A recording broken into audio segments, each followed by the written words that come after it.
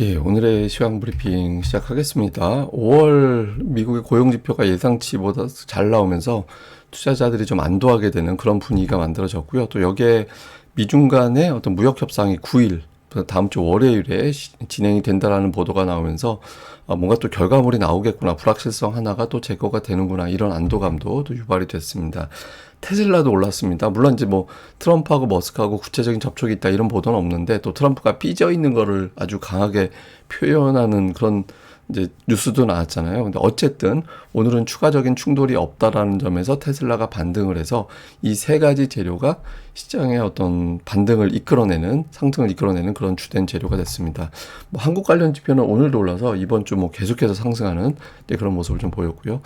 3대 지수 전부 다 1%대 정도 올라갔고, S&P 500 지수는 오늘 종가가 딱 6천, 6천으로 굉장히 어떤 저항대로 파악이 되고 있는 그런 위치인데, 이걸 좀 돌파하는 그런 움직임이 나왔고요. 그리고 11개 업종이 모두 올랐습니다. 뭐 그동안에 오르락 내리락 했던 에너지 업종도 오늘은 2% 정도 가장 강하게 올라가는 그런 모습을 보였는데, 어쨌든 중국과의 무역 협상이 다음 주에 진행이 되고, 뭐 불안정했던 결과물이 나올 것 같다. 그다음에 이제 미국의 고용지표 때문에 좀 주중반 이후에 좀 불안했었는데, 이게 괜찮은 것 같다, 이런 안도감을 주면서 전반적인 어떤 분위기가 좋아지는 그런 결과가 나왔던 것 같습니다.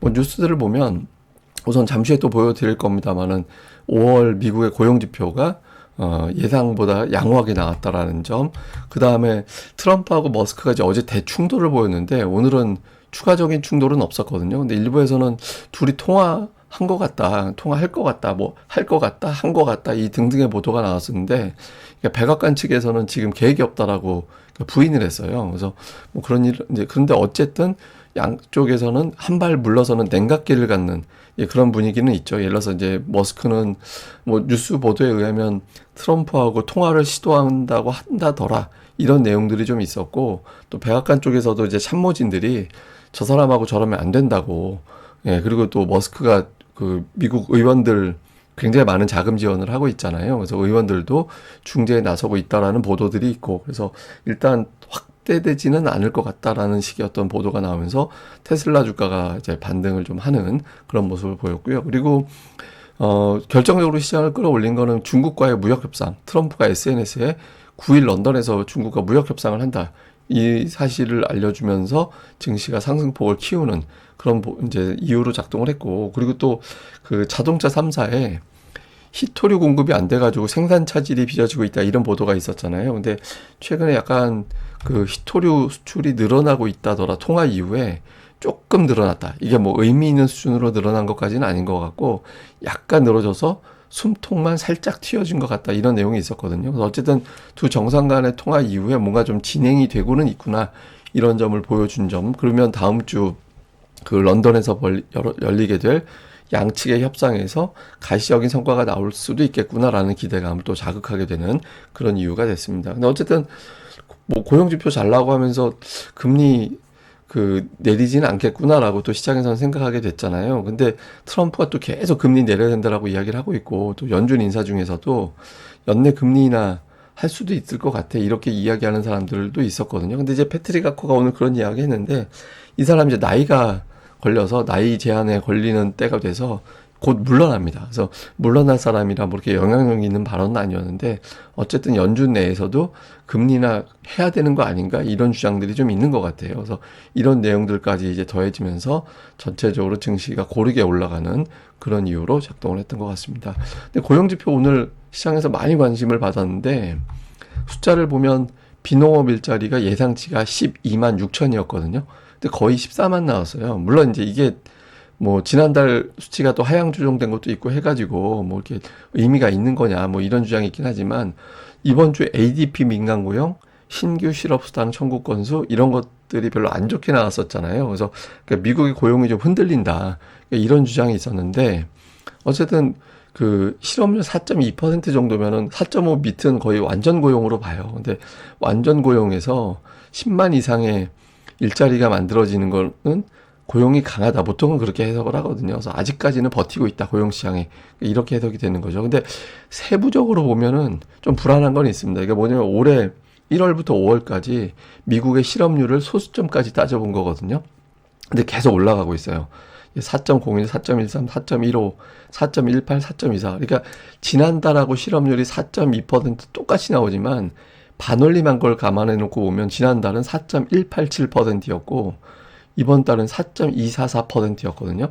그래서 아마 다음 달에 발표되는 실업률은 4.3 이상 나올 가능성이 높습니다. 그래서 만약에 무역 협상에서 의미 있는 성과를 내지 못하면 다음 달에 발표되는 미국의 고용 지표가 예상치보다 조금 불안하게 실업률이 높게 나오고 그리고 이제 투자자들이 고용이 흔들리네 이렇게 해석해 버릴 가능성이 있어요. 그래서 지금 6월 안에 어떤 그 추가적인 무역 협상의 결과물이 나오는지 여부가 상당히 중요할 것 같다. 안 그러면 이제 여름 증시가 미국은 흔들릴 가능성이 있다.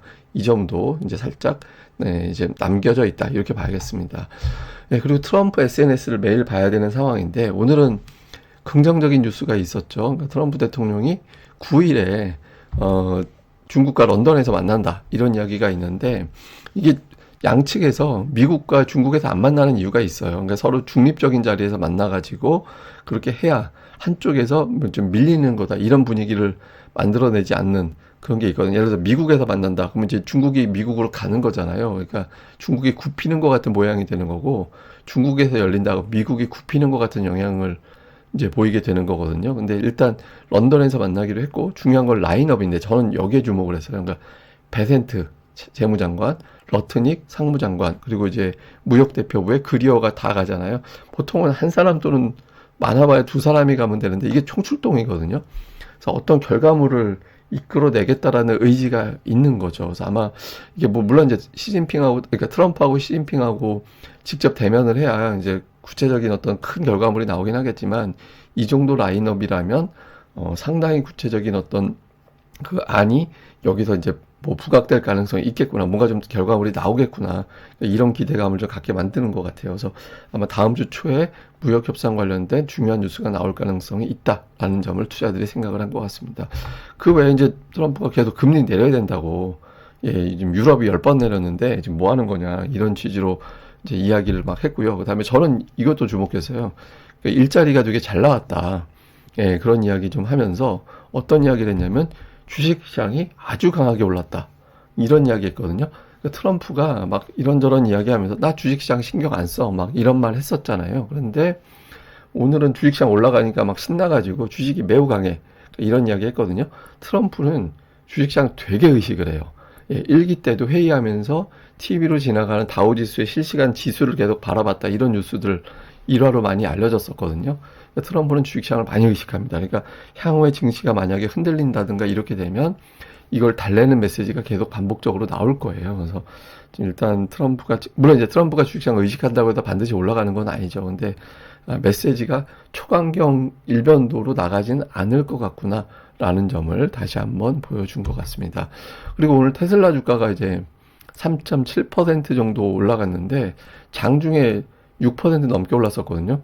305달러까지 올라갔었는데 종가는 295달러로 끝났잖아요. 이게 완전히 해결된 건 아닌 것 같아요. 그러니까 이제 이럴 수밖에 없는 게 트럼프가 아직 많이 화나 있거든요. 뭐 삐져 있는 건지 화나 있는 건지 모르겠는데 어제 제가 보여드린 거죠. 머스크가 경영하는 회사에 그 정부에서 지원받는 금액, 그러니까 이런 것들 보면 이제 지원이라기보다 이제 수주라고 표현하니까 사실은 조금 더 맞죠. 근데 어쨌든 정부가 기여하는 게 상당히 그 비중이 크거든요. 테슬라에서는. 근데 이제 오늘 그 트럼프, 그러니까 양쪽에서 막 중재를 하려고 많이 노력을 하는 것 같아요. 근데 이제 조금 더 적극적으로, 내가 뭐 한 거지, 이런 느낌으로 가는 사람이 이제 머스크인 것 같고. 그런데 이제 오늘 트럼프가 지난번에 머스크 응원한다고 테슬라 한 대 구매했었잖아요. 그게 불과 몇 달 전이에요. 테슬라 한 대 딱 구매하면서 그 자동차 앞에서 이제 둘이 사진을 딱 찍으면서 이제 머스크를 응원한다고. 그때 당시에 이제 머스크하고 트럼프하고 친하다고 해서 전 세계에서 테슬라 차를 안 사는 그런 뉴스들이 많이 나올 때였잖아요. 근데 그때 딱 사진 찍으면서 내가 이제 머스크를 응원해 그랬는데 바로 그 차를 처분하려고 한다라는 거예요. 트럼프가. 그래서 뭐 이걸 갖다가 이제 팔려고 하든 남주려고 하든 처분하려고 한다. 아직까지 화나 있다. 이런 내용들이 알려지면서 테슬라의 상승폭이 더 축소되는 그런 모습을 보였습니다. 특징주로는 이제 그 메가세븐, 빅테크 종목군들 다 올라가는 그런 모습을 보였고 브로드컴이 5% 빠졌는데 이제 잉여 현금이 좀 예전보다 약해졌다. 이런 내용들이 나오면서 이제 빠진 게 있었고요. 그리고 오늘 상승폭 상위 종목 보면 팔란티어가 어제 급락했었는데 오늘은 6.5% 올라오는 그런 모습을 보였고, 항공 관련된 종목군들이 또 오늘 유난하게 강세를 보이는 이제 그런 모습을 좀 보였고요. 그리고 마이크론 테크놀로지가 이번 주 5거래일 다 올랐거든요. 이게 한국 증시에 이제 영향력이 좀 있는 종목이죠. 이번 주 내내 올라간 데다가 이게 주봉이거든요. 보고 계신 게 주봉인데 50주선을 올해 처음으로 올라갔어요. 50주선 위로 주가가 올라간 건 올해 들어서 처음이었습니다. 그래서 지금 주간상으로도 이제 강하게 올라섰다라는 점, 이번 주에 15% 정도 주가가 올라왔다라는 점, 이게 특징적인 거고, 또 하나는 이제 GM인데, GM이 오늘은 올랐거든요. 오늘은 7.9%, 0.79% 정도 올라가긴 했는데, 주간으로는 빠져 있는 상태입니다. 그리고 오늘 히토류 공급이라는 보도가 나오고, 미중 협상이라는 보도가 나왔음에도 불구하고 아직까지는 어정쩡하죠. 왜냐하면 히토류가 부족해서 생산 차질이 시작되고 있는 단계라서 이게 길어지게 되면 실제로 실적에 타격을 받을 수도 있겠다. 그러니까 이런 우려가 있는 거거든요. 그래서 다음 주에 미중 협상이 잘 됐는지 여부는 그 중에 이제 가늠해 볼 수 있는 여러 가지 종목이 있을 텐데 그 중에 자동차주도 주목을 해봐야 될 것 같습니다. 그래서 어떤 반응이 나오는지가 이제 미중 무역 협상이 잘 됐구나 못 됐구나라는 것을 가늠하는 중요한 기준이 될 것 같습니다. 뭐 한국 관련 지표는 오늘도 올라서 만약에 하여간 연휴 기간 없이 우리 증시가 만약에 풀로 계속 열려 있는 상태였다면 우리 증시 계속 올랐을 거예요. 일단 이제 그런 내용들이 우리 증시에 대한 평가는 여전히 괜찮다라는 점을 다시 한번 보여줬습니다. 자, 전체적으로 요약을 좀 해보면 미중 무역 협상이 다음 주에 열립니다. 일단 저 업종별로 조금 엇갈린 느낌은 있죠. 그러니까 반도체는 계속 올라가는데 자동차는 아직은 좀 어정쩡하게 또 히토류 풀어준다라고 했음에도 불구하고 좀 못 믿어하는 그런 분위기도 약간은 있다라고 봐야 되거든요. 그래서 다음 주에 이 엇갈린 업종이 전반적으로 다 움직임이 비슷하게 다 올라가는지 요 흐름 볼 필요가 있고, 그 다음에 트럼프가 FOMC 앞두고 계속 금리 압박하고 있거든요. 그래서 근데 연준 인사들은 너 때문에 지금 금리 못 내리는 거야 이렇게 또 생각하고 있는 것 같잖아요. 양쪽에서 너 때문이야 너 때문이야 이러고 있는데 제가 보기엔 트럼프는 저거 빌드업 같아요. 혹시 경제 지표가 안 좋게 나오면 일단 바이든 때문이야 1차적으로 1분기에는 그렇게 하고 2분기 이후에 경제 지표 안 좋으면 저거는 연준 때문이야 이렇게 하려고 좀 빌드업을 하고 있는 걸로 보여집니다. 근데 어쨌든 트럼프 책임이라고 사람들은 생각하기 때문에 무역 협상에 속도를 낼 가능성이 있죠. 그 다음에 또 하나는 최근에 글로벌 증시를 보면 미국이 최근에 강하게 올라오고 있습니다만은 그러니까 미국보다 다른 나라 증시가 더 강하게 움직이는 그런 모습이거든요. 그래서 또 다른 나라들은 금리를 내리면서 경기 부양을 하고 있잖아요. 그래서 증시 자금 자체가 미국에서 미국 쪽보다는 다른 나라 쪽으로 더 많이 선호도가 올라가고 있는 걸로 보이는데 이 구도가 이제 돌아오는 주에도 계속해서 이어지는지 그걸 좀 볼 필요가 있습니다. 그리고 어제 밤에 이제 한미 정상 간의 통화가 있었잖아요. 통화 있었는데 이건 어떤 의미를 갖냐면 관세 협상이 이제 제대로 시작된다라는 것을 보여주거든요. 그러니까 협상 주체가 그동안 없었기 때문에 진행되기 어려웠었죠. 근데 협상이 본격적으로 시작이 된다라는 건데 이거는 조심스러운 측면도 있고 긍정적인 측면이 있죠. 근데 일단 시장에서는 불확실성 해소 쪽으로 무게를 두려고 할 것 같아요. 그래서 이 협상이 진행되는 과정에서 예를 들어서 우리나라가 줄 거, 그 관련된 종목군들, 또 불확실성이 해소가 되는 수출 관련된 종목군들, 주초에 이제 어느 업종에 힘이 실리는지 이 점도 잘 봐야겠습니다. 이거는 이제 캐나다 증시인데 제가 이걸 왜 보여드리냐면 트럼프가 최초로 압박한 나라가 캐나다하고 멕시코였어요. 그러니까 두 나라에 대한 관세를 부과한다라고 선언을 하고 그때부터 주식시장이 안 좋았잖아요. 근데 지금 그런 것들이 좀 해소가 되는, 이제 뭐 아직까지 완전히 해소가 된 게 아닌데 근데 지금 캐나다 증시는 최고치 올라가고 있거든요. 미국은 최근에 올라가서 최고치 근접하긴 했지만 미국은 그동안 되게 고전을 했었고 그래서 지금 투자들이 알고 있는 건 뭐냐면 트럼프가 말은 저렇게 하고 실제로 관세도 부과하기도 했지만 결과적으로 물러서는구나 라는 거를 이미 다 눈치를 챈 거예요. 그래서 향후에 트럼프발 어떤 악재가 나올 때 시장은 이전같이 되게 긴장하거나 놀라지는 않을 것 같다라는 점, 그래서 트럼프발 악재는 매수의 기회로 가동될 가능성이 높겠구나라는 점을 상징적으로 보여주는 게 아닌가 이렇게 또 해석이 되는 것 같습니다. 근데 모르죠. 또 우리가 모르는 뭐 또 다른 악재가 있을 수도 있으니까 뭐 단정보다는 계속해서 그때그때 나오는 거 계속 살펴봐야 될 것 같습니다. 예, 또 주말 잘 보내시고요. 저는 다음 방송에서 뵙겠습니다. 이 방송 구독하기와 좋아요, 예, 꼭 부탁드리고요. 그리고 다음 주에 홍보 나갈 게 있으니까 그거 미리 양해 좀 부탁드리겠습니다. 감사합니다.